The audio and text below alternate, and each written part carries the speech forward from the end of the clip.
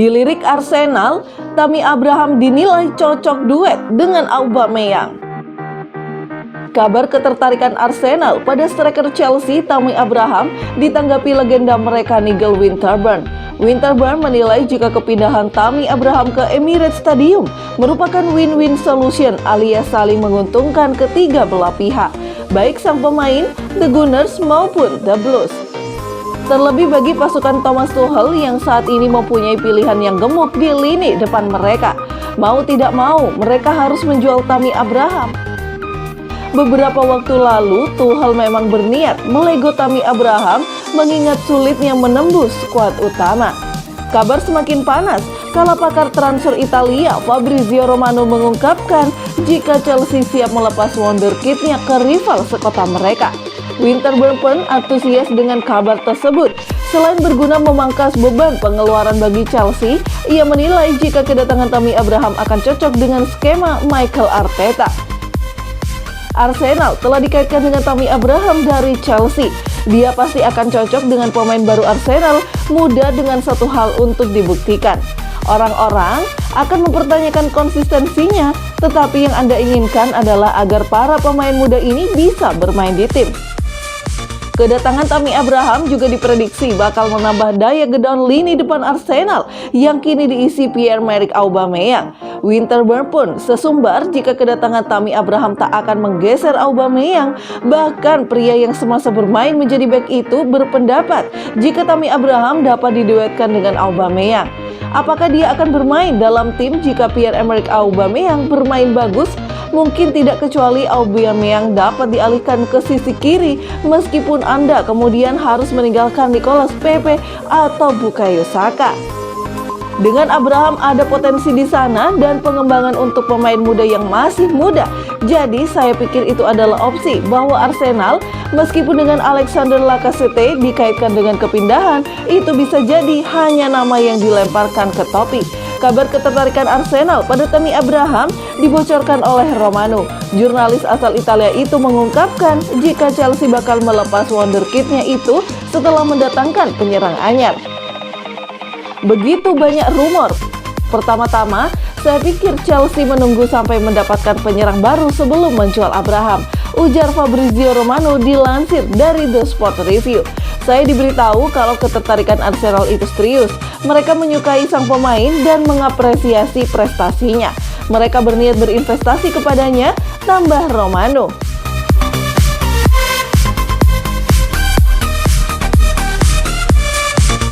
Menang di pengadilan arbitrase, 3 klub pendiri Liga Super Eropa siap lanjutkan proyek.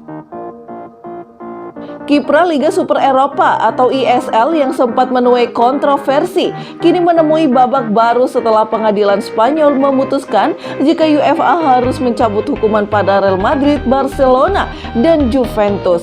Selain itu, pengadilan Spanyol juga meminta UEFA untuk membatalkan sanksi pada 9 klub pendiri lain di antara Manchester United, Manchester City, Liverpool, Chelsea, Arsenal, Tottenham Hotspur, Atletico Madrid, AC Milan, dan Inter Milan.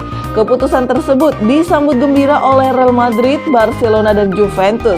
Ketiga klub yang sejak awal kekeh dengan proyek tersebut mengapresiasi putusan pengadilan. Dalam rilis resminya, mereka meminta UEFA untuk segera membatalkan hukuman yang dijatuhkan pada klub pendiri ISL. FC Barcelona, Juventus, dan Real Madrid FC menyambut baik keputusan pengadilan hari ini yang memberlakukan dengan segera kewajiban UEFA untuk melepaskan tindakan yang diambil terhadap semua klub pendiri Liga Super Eropa, termasuk menghentikan proses disipliner terhadap 3 klub yang menandatangani dan menghapus hukuman dan pembatasan dikenakan pada 9 klub pendiri yang tersisa agar mereka menghindari tindakan disipliner UEFA. Tulis mereka dilansir dari surat kabar People Gazette. Saat ini kasus tersebut tengah naik ke pengadilan Eropa di Luxembourg.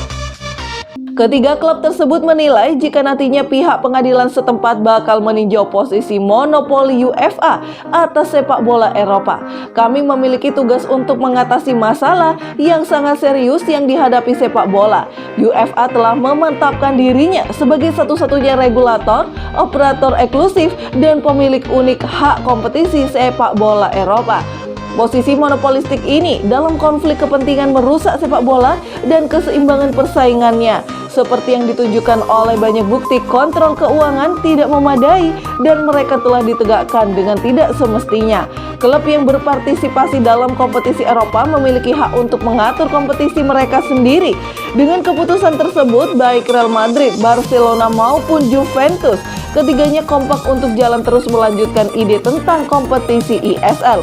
Mereka menyampaikan jika proyek ISL bahkan membawa dampak positif bagi seluruh elemen sepak bola dari tingkat fans hingga klub itu sendiri.